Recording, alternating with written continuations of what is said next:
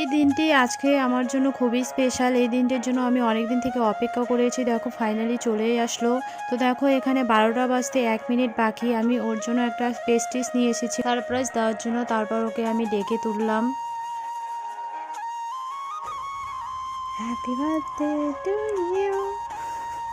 এই যে দেখো আমাদের এখন ছোট্ট করে সেলিব্রেশন করা শেষ। তারপর আমি ওকে একটা সারপ্রাইজ গিফট করলাম। ও তো পেয়ে একদম খুবই খুশি।